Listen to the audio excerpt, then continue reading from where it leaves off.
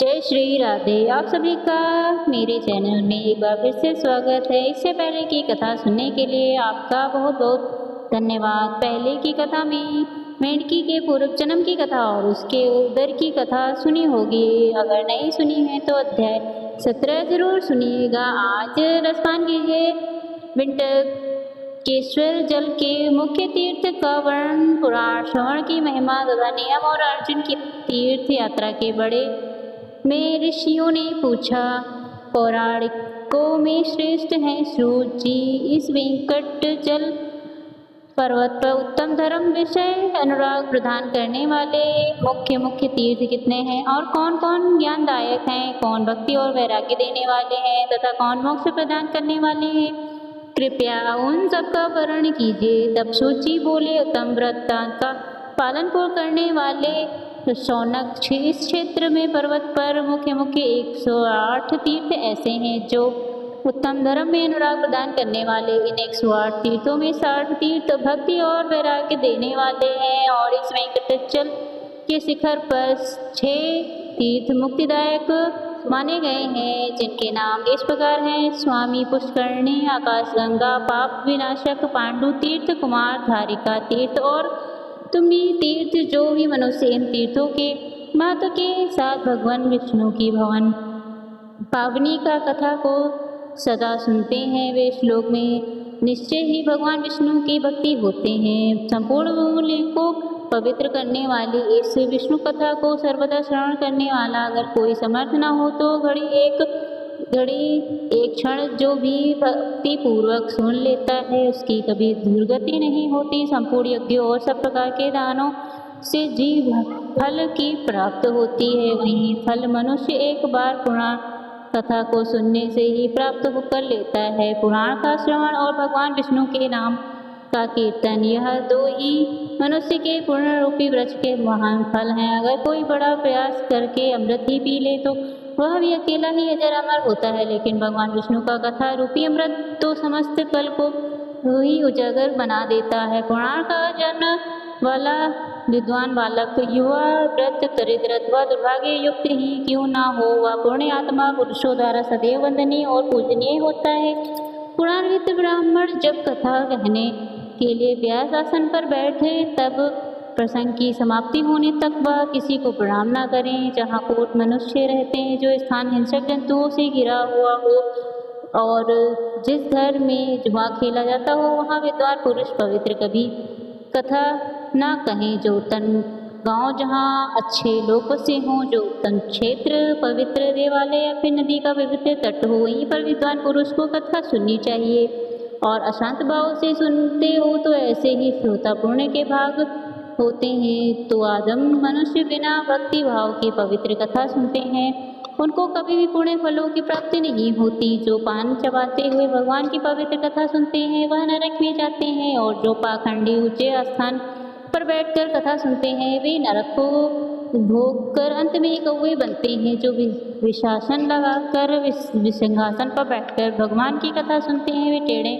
मेढ़े वृक्ष बनते हैं। जो प्रणाम न करके कथा सुनते हैं वे विश्व वृक्ष होते हैं और जो स्वस्थ होकर ही सोकर कथा सुनते हैं वे अजगर होते हैं। जो भक्त के साथ समाज आसन पर बैठकर कथा सुनते हैं वह पाप का भोगी होकर नरक में पड़ता है। जो पुराण के ज्ञात विद्वान की तथा सब पापों का नाश करने वाली उत्तम कथा की निंदा करते हैं वे कुत्ते बनते हैं। जब कथा सुनी जाती है तो उसे समय दुष्टता पूर्वक करते हैं, वे कथा बनते हैं तथा गिरगिट की यानी योनि में जन्म लेते हैं। कथा होते समय उनमें विभिन्न डालते हैं, वे करोड़ वर्षों तक नरक भोग कर अंत में ग्राम शुगर होते हैं। जो नरक श्रेष्ठ पुराण वेता विद्वान के बैठने के लिए कंबल, मृग धारण, चरण वस्त्र और चौकी देते हैं, वे स्वर्ग में जाकर मनवांछित भोगों को भोगते हैं। ब्रह्मा जी के देवताओं के लोकन में स्थित हैं और निरामय पद को प्राप्त हो जाते हैं। जो पौराणिक पुस्तक रखने के लिए सूर्य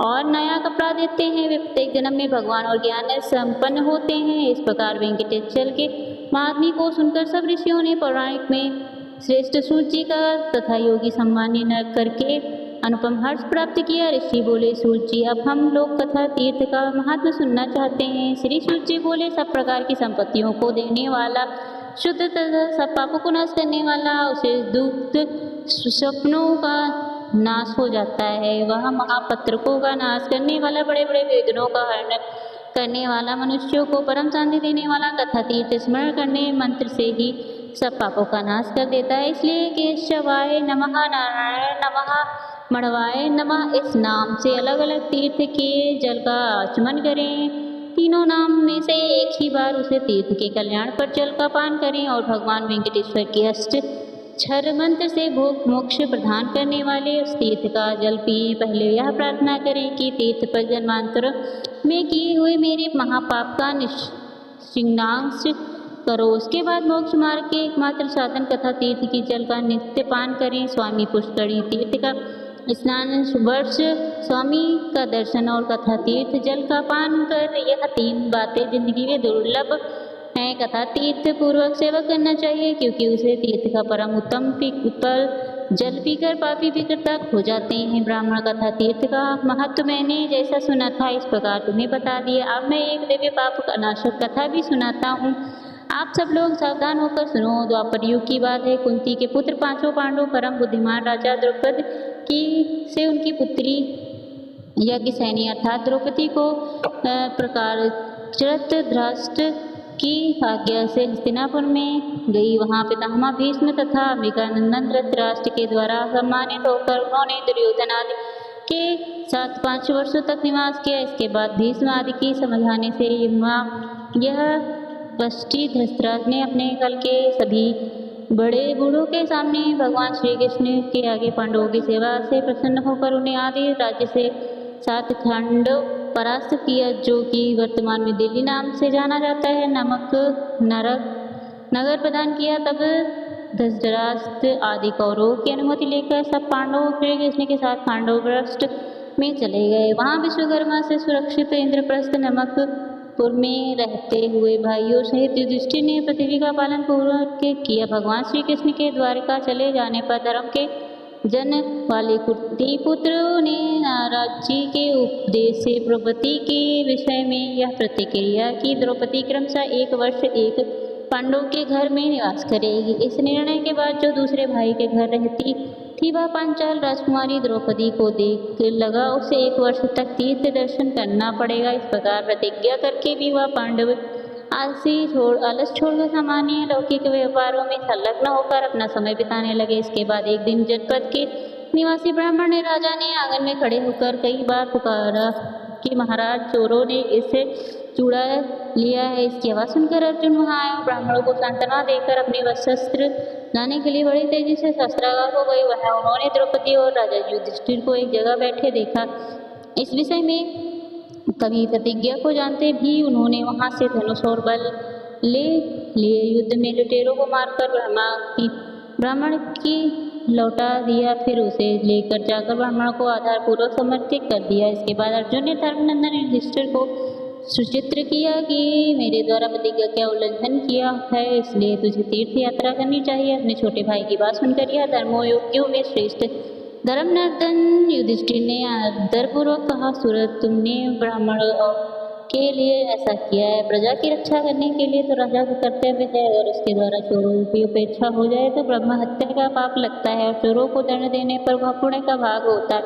तुमने राजा प्रजा दोनों के लिए हितकारी किया, वही किया, इसलिए तुम्हें कोई दोष नहीं। धर्मराज का यह वचन सुनकर धर्म में तत्पर रहने वाले अर्जुन ने हाथ जोड़कर कहा, भूपल, आप ऐसी बात ना कहें। आप धर्म के सर्वस्व हैं, जानते हैं, धर्म के साक्षात स्वरूप हैं तथा कर्तव्य और कर्तव्य के ज्ञाता भी हैं। समर्थ पुरुषों को अपनी भी प्रतिज्ञा का कभी भी उल्लंघन नहीं करना चाहिए। आर्य, अगर मुझ में यह दया करके मुझे तीर्थ में जाने से आप रोक दोगे तो संसार के मनुष्य तो मुझे हाथ प्रतियोगी कहने लगेंगे, फिर भला उन्हें कौन रोके सकता है। मेरा भी मन तीर्थ यात्रा की उत्पत्ति से उतावला हो रहा है। राजन, नारद जी जो अनुशासन किया है वह हमारे लिए सर्वप्रथम कर्तव्य है और इस समय मुझे उसका पालन भी करना चाहिए। इसलिए महाराज, तीर्थ यात्रा के लिए मैंने जो यह उद्योग किया उसके आप प्रसन्न होना चाहिए। स्वामी को सेवकों की प्रतिज्ञा का उनके द्वारा निर्वाह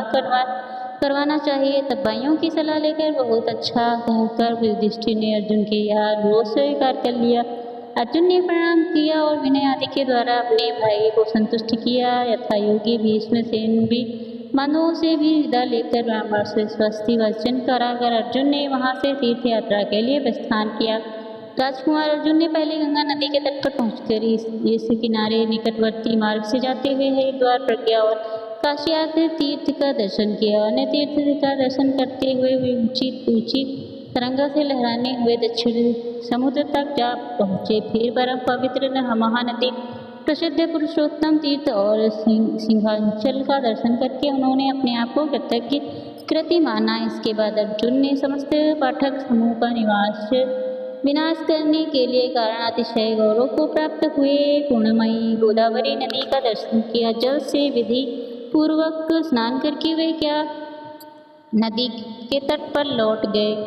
दर्शन से उन्हें बड़ी प्रसन्नता हुई। इसके बाद सरिताओं में श्रेष्ठ कृष्णावेणी नदी के समीप जा पहुँचे। भगवान शंकर के निवास स्थान श्री पर्वत का दर्शन किया। फिर पेगानी नदी को पार करके देवताओं और ऋषियों द्वारा सविता वेंकटाचल पर्वत पर दर्शन किया, जो भगवान नारायण का प्रेम निवास है। उस पर्वत के शिखर पर स्थित संपूर्ण लोगों एकमात्र स्वामी सुप्रसिद्ध भगवान श्री हरि का अर्जुन ने कल्याण की सिद्धि के लिए भक्ति पूजन किया। उसके बाद माँ वेंकटेश्वर पर्वत वेंकटाचल के शिखर से उतर कर उन्होंने सिंधु और मुनियों से समुदाय से विंसित सुवर्ण मुख नाम वाली नदी का दर्शन किया, जिसे मुनव्वर अगस्त जी यहाँ लेकर आए थे। जय श्री कृष्ण। आज का अध्याय समाप्त हुआ। इसके आगे का वृत्तांत आप अगले अध्याय में सुनिएगा। धन्यवाद।